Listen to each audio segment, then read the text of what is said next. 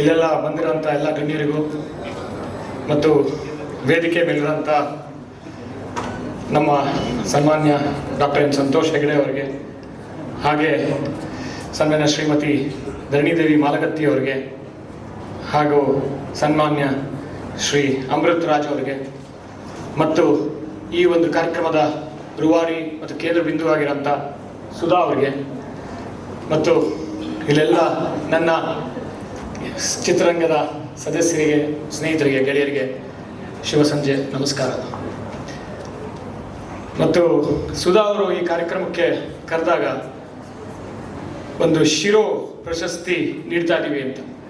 ನಾನಿಲ್ಲ, ಏನಿದು ಶಿರೋ, ಹೀರೋ ಪ್ರಶಸ್ತಿನ ಅಥವಾ ಶಿ ಪ್ರಶಸ್ತಿನ ಏನು ಅಂತಂದ್ರೆ, ಇಲ್ಲ ಶಿರೋ ಪ್ರಶಸ್ತಿ ಅಂತಂದ್ರು. ನಾನು ಇಮಿಡಿಯೇಟ್ ಆಗಿ ಅವ್ರಿಗೆ ಹೇಳಿದೆ, ಇಲ್ಲ ಈ ಬ್ರ್ಯಾಂಡ್ ಅನ್ನು ನೀವು ಕಾಪಿರೈಟ್ ಮಾಡಿಸ್ಕೋಬೇಕು ಅಂತ. ಇಡೀ ಜಗತ್ತಿಗೆ ಹೊಡೆದಿಲ್ಲ ಈ ಪದ. ಒಂದು ಹೀರೋ, ಶಿ ಅವರ ಒಂದು ಮಹಿಳೆಯರಲ್ಲಿ ಒಂದು ಹೀರೋ ಅನ್ನ ಒಂದು ಕಂಡಿರಂತ ಈ ಒಂದು ಪ್ರಶಸ್ತಿ ತುಂಬಾ ವಿಭಿನ್ನವಾಗಿದೆ ಅಂತ ಹೇಳಿದೆ. ಮತ್ತು ಎಲ್ಲದಕ್ಕಿಂತ ಮುಖ್ಯವಾಗಿ ನಾನು ಈ ಕಾರ್ಯಕ್ರಮಕ್ಕೆ ಬಂದು ನಮ್ಮ ಹಿರಿಯರು, ನಮ್ಮ ಸಂತೋಷ್ ಹೆಗಡೆ ಅವರ ಒಂದು ಮಾತುಗಳನ್ನ ಕೇಳ್ತಾ ಇದ್ದೆ. ಅವರ ಒಂದು ಲೋಕಾಯುಕ್ತ ಇದಾದಾಗ, ಅಧ್ಯಕ್ಷರಾದಾಗ ನಾವೇ ಅವ್ರನ್ನ ಮೊದಲನೇ ಸಂದರ್ಶನ ಮಾಡಿದ್ದು. ರವೀಂದ್ರ ರೇಷ್ಮೆ ಅವರು ಒಂದು ಸಂದರ್ಶನ ಮಾಡಿದ್ರು, ಅದರಲ್ಲಿ ಅದ್ಭುತವಾದ ಒಂದು ಮಾತುಗಳನ್ನ ಆಡಿದ್ರು. ಮತ್ತು ಅದೇ ಥರ ಒಂದು ನಮ್ಮ ಮನಕ್ಕೆ ನಾಟುವಂಥ ಮಾತುಗಳು ಇವತ್ತು ಆಡಿದ್ದಾರೆ. ಅವ್ರು ಹೇಳಿದ್ದೇನಂತಂದ್ರೆ ತುಂಬ ಅರ್ಥಪೂರ್ಣವಾಗಿ, ತುಂಬ ಒಂದು ಸೂಕ್ಷ್ಮವಾಗಿ ಏನು ಹೇಳಿದ್ರು, ಆಸೆಗಳು ಇರಬೇಕು, ದುರಾಸೆಗಳಿರಬಾರ್ದು. ಅಂದರೆ ಒಂದು ಆಸೆ ಮತ್ತು ದುರಾಸೆ ಮಧ್ಯೆ ಇದೆಯಲ್ಲ, ಆಸೆಗಳಿರಬೇಕು, ಕನಸುಗಳಿರಬೇಕು. ಆದರೆ ದುರಾಸೆ ಒಂದು ಸ್ಫೂರ್ತಿಯಾಗಿ ನೀವು ನಮ್ಮ ಹರ್ಷಿಕಾ ಪುನ್ನಚ್ ಅವ್ರು ಚೆನ್ನಾಗಿ ಮಾತಾಡಿದ್ರು. ಇವತ್ತು ಅವರು ನಟಿಯಾಗಿ ಹೆಸರು ಮಾಡಿದ್ದಾರೆ, ನಿರ್ಮಾಪಕಿಯಾಗಿದ್ದಾರೆ. ಅವ್ರಿಗೆ ಶುಭಾಶಯಗಳ. ಮತ್ತು ಇವತ್ತು ಕೇಳಿದಾಗ 25,000 ಮನೆಗಳು ಅದಕ್ಕೆ ಇದು ಮಾಡಿದಿರ, ಕಂಗ್ರ್ಯಾಚುಲೇಷನ್ಸ್ ಟು ಯು. ನಾನು ನೋಡ್ತಾ ಇದ್ದೆ ಕೋವಿಡಲ್ಲಿ. ಮತ್ತು ಏನಂತಂದ್ರೆ ಒಂದು ಸ್ಫೂರ್ತಿಯಾಗಿರ್ಬೇಕು. ಇವಾಗ ಒಂದು ಪ್ರಶಸ್ತಿ ಬಂದರೆ ನಿಮ್ಗೆ ನ್ಯಾಷನಲ್ ಅವಾರ್ಡ್ ಪ್ರಶಸ್ತಿ ಬರಬೇಕು, ಒಂದು ಆಸ್ಕರ್ ಬರಬೇಕು, ಆ ಆಸೆಗಳಿರಬೇಕು. ಆದರೆ ಎಲ್ಲೇ ಒಂದು ಪ್ರಾಮಾಣಿಕವಾಗಿ ಆಸೆಗಳು ಕಾಣಿ, ಆ ಪ್ರಾಮಾಣಿಕವಾಗಿ ಪ್ರಶಸ್ತಿಗಳನ್ನ ತಗೊಳ್ಳಿ, ಮತ್ತು ಪ್ರಾಮಾಣಿಕವಾಗಿ ದುಡ್ಡು ಮಾಡಿ. ಅದು ಯಾವುದೇ ಒಂದು ಭ್ರಷ್ಟಾಚಾರದಿಂದ ದುಡ್ಡು ಮಾಡಬೇಡಿ ಅಂತ ಅವ್ರು ಹೇಳಿದ್ದು. ಅದು ಎಷ್ಟು ಅರ್ಥಪೂರ್ಣವಾಗಿದೆ. ಈ ಒಂದು ಪ್ರಜಾಪ್ರಭುತ್ವದಲ್ಲಿ ನಮ್ಮ ತಂದೆ ಲಂಕೇಶ್ ಅವರು ಅದೇ ಮಾತನ್ನ ಹೇಳ್ತಾ ಇದ್ದು. ಪ್ರಾಮಾಣಿಕವಾಗಿ ನೀವು ಕನಸುಗಳು ಕಂಡು ಆ ಕನಸುಗಳನ್ನ ನನಸು ಮಾಡೋದು, ದುಡ್ಡು ಮಾಡೋದು, ಅದಕ್ಕೆ ಅದು ತಪ್ಪಲ್ಲ. ಆದ್ರೆ ಯಾವುದೇ ಒಂದು ಭ್ರಷ್ಟಾಚಾರದಿಂದ ಮಾಡೋ ದುಡ್ಡಿದೆಯಲ್ಲ, ದುರಾಸೆಯಿಂದ ಮಾಡೋ ದುಡ್ಡಿದೆಯಲ್ಲ, ಅದು ತಪ್ಪು ಅಂತ ಅವ್ರ ಮಾತುಗಳನ್ನ ಹೇಳಿದ್ದು. ಅವಾಗ್ಲೂ ಹೇಳ್ತಾ ಇದ್ದಾರೆ, ಇವತ್ತು ಹೇಳ್ತಾರೆ. ಅದಕ್ಕೆ ಬದ್ಧವಾಗಿದ್ದಾರೆ, ನುಡಿದಂಗೆ ನಡೆದಿದ್ದಾರೆ. ಅದಕ್ಕೆ ಧನ್ಯವಾದಗಳು ಸರ್. ಹಾಗೆ ನಮ್ಮ ಧರಣಿದೇವಿ ಮಾಲಗತ್ತಿ ಅವರು ಒಂದು IPS ಅಧಿಕಾರಿ, ಎಷ್ಟು ದಕ್ಷ ಅಧಿಕಾರಿ ಆಗಿದ್ದಾರೋ ಅಷ್ಟೇ ಅದಕ್ಕಿಂತ ಇನ್ನೂ ದೊಡ್ಡ ಹೆಸರು ಅವರು ಸಾಹಿತಿಯಾಗಿ, ಒಂದು ಬರಹಗಾರಿಯಾಗಿ ಮಾಡಿರೋದು. ಅವ್ರು ನೋಡಿದಾಗೆಲ್ಲ ನನಗನ್ಸೋದು, ಬರೀ ಮಹಿಳೆಯರು ಒಂದು ಮಿಸ್ ಇಂಡಿಯಾ, ಮಿಸಸ್ ಇಂಡಿಯಾ ಅಷ್ಟರಲ್ಲೇ ತೃಪ್ತಿ ಆಗಿಲ್ಲ. ಜೊತೆಗೆ ಬೇರೆ ಒಂದು ಪ್ರತಿಯೊಂದು ಜಾಗದಲ್ಲೂ, ಪ್ರತಿಯೊಂದು ವಿಭಾಗದಲ್ಲೂ ಅವರು ಮಹಿಳೆಯರು ಇವತ್ತು ಬೆಳೀತಾ ಇರೋದು. ಅವರ ಒಂದು ಬಿಂಬ ಪ್ರತಿಬಿಂಬ ಅಂತ ಹೇಳ್ಬೋದು. ಯಾಕೆ ಅಂತಂದ್ರೆ ಇವತ್ತು ನೋಡಿ, ಅಥ್ಲೀಟ್ಸ್ ಇರ್ಬೋದು, ಅವ್ರಿಗೇನೇ ಒಂದು ಅಡೆತಡೆಗಳಿದ್ರು ಇವತ್ತು ಪ್ರಶಸ್ತಿಗಳು ಕಂಡಿರೋದು, ಭಾರತಕ್ಕೆ ರೆಪ್ರೆಸೆಂಟ್ ಮಾಡಿರೋದು, ಮತ್ತು ಪ್ರತಿಯೊಂದು ವಿಭಾಗದಲ್ಲೂ ಇವತ್ತು ಮಹಿಳೆಯರು ಮಿಂಚ್ತಾ ಇರೋದು.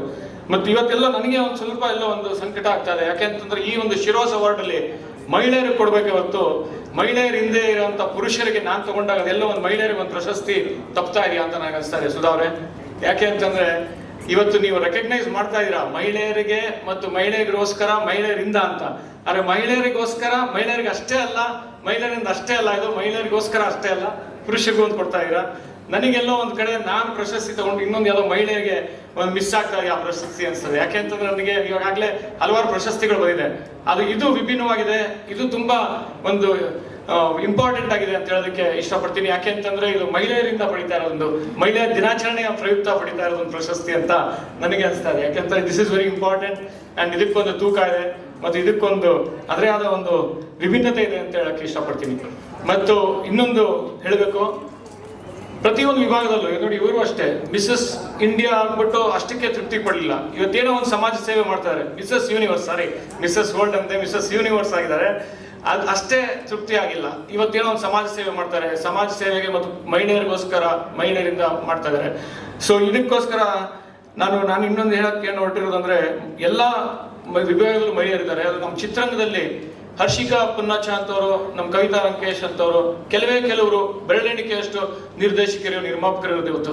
ಈ ಪುರುಷ ಪ್ರಧಾನ ಒಂದು ಸಮಾಜದಲ್ಲಿ, ಪುರುಷ ಪ್ರಧಾನ ಚಿತ್ರರಂಗ ಸಮಾಜದಲ್ಲಿ ಇವತ್ತು ಬರೀ ನಟಿಯರಾಗಿ ಹೆಸರು ಮಾಡೋದಷ್ಟೇ ಅಲ್ಲ, ಒಂದು ಚಿತ್ರರಂಗದಲ್ಲಿ ನಿರ್ಮಾಪಕಿಯಾಗಿ ಹೆಸರು ಮಾಡಬೇಕು, ನಿರ್ಮಾಪಕರಿಗೆ ಮುಂದೆ ಬರಬೇಕು, ನಿರ್ದೇಶಕರಾಗಿ ಬರಬೇಕು, ಒಂದು ಛಾಯಾಗ್ರಾಹಕರಾಗಿ ಬರಬೇಕು, ಮತ್ತು ಒಂದು ಸಂಕಲನಕಾರರಾಗಿ ಬರಬೇಕು.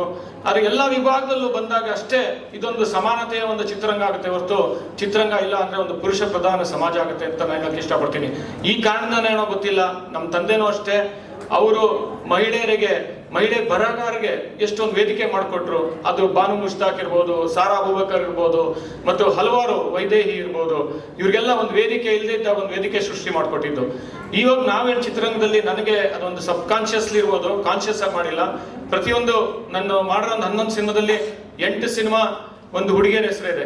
ಅದು ಐಶ್ವರ್ಯ ಇರ್ಬೋದು, ಮೋನಾಲಿಸಾ ಇರ್ಬೋದು, ಶಕೀಲಾ ಇರ್ಬೋದು, ಗೌರಿ ಇರ್ಬೋದು. ಈ ತರ ಅದು ಮಹಿಳೆಯರಿಗೆ ಪ್ರಮುಖವಾದ ಪಾತ್ರನೂ ಇರುತ್ತೆ. ಅಫ್ಕೋರ್ಸ್ ನಮ್ಮ ಅನಿರುದ್ಧ್ ಫಸ್ಟ್ ಫಿಲಮ್ ಅಲ್ಲಿ ಹೀರೋ ಆದ್ರು, ಅವ್ರಿಗೂ ಗೊತ್ತಿದೆ. ಅದರಲ್ಲೂ ಹೀರೋಗಷ್ಟೇ ಸಮಾನತೆ ಹೀರೋಯಿನ್ಗೂ ಇತ್ತು. ಈ ತರ ಹೀರೋಯಿನ್ಸ್ಗಳು ಅಷ್ಟೇ ಅಲ್ಲ, ಈ ಒಂದು ಚಿತ್ರರಂಗದಲ್ಲಿ ಮಹಿಳೆಯರು ಒಂದು ಎಲ್ಲ ವಿಭಾಗದಲ್ಲೂ ಬಂದಾಗ ಅಷ್ಟೇ, ಅವ್ರಿಗೊಂದು ಅವಕಾಶ ಕೊಟ್ಟಾಗ, ವೇದಿಕೆ ಕೊಟ್ಟಾಗ ಅಷ್ಟೇ ನಮ್ಮ ಒಂದು ಚಿತ್ರರಂಗ ಒಂದು ಸಮಾನತೆಯಾಗಿ ಒಂದು ಚಿತ್ರರಂಗ ಇರುತ್ತೆ ಅಷ್ಟೇ ಹೊರತು ಇವತ್ತಿಗೂ ಅಷ್ಟೇ ಒಂದು ಪುರುಷ ಪ್ರಧಾನ ಒಂದು ಚಿತ್ರರಂಗ ಇರೋದು ನನಗೆ ಒಂದು ದುಃಖದ ಸಂಗತಿ. ಇದು ಬೆಳಿಬೇಕು, ಅವ್ರಿಗೊಂದು ಅವಕಾಶ ಮಾಡಿಕೊಡ್ಬೇಕು. ಒಂದು ಯಾರೋ ಹೇಳ್ದಂಗೆ ನಮ್ಮ ಎಲ್ಲ ಪುರುಷರಿಂದ ಮಹಿಳೆಯರು ಇರ್ತಾರೆ ಅಷ್ಟೇ ಅಲ್ಲ, ಅವ್ರ ಜೊತೆಗೆ ನಾವು ಗೂಡಿಸ್ಕೊಂಡು ಹೋಗ್ಬೇಕು ಅಂತ ಹೇಳ್ತಾ ನಾನು ಎರಡು ಮಾತು ಮುಗಿಸ್ತಾ ಸುಧಾ ಅವರಿಗೆ ಧನ್ಯವಾದಗಳು, ಮತ್ತು ಎಲ್ಲಾರು ಬಂದಿರೋರಿಗೆ ಸಹಕರಿಸಿದವ್ರಿಗೆ ಎಲ್ಲರೂ ಧನ್ಯವಾದ ಅಂತ ಹೇಳ್ತಾ ನಮಸ್ಕಾರ, ಧನ್ಯವಾದ.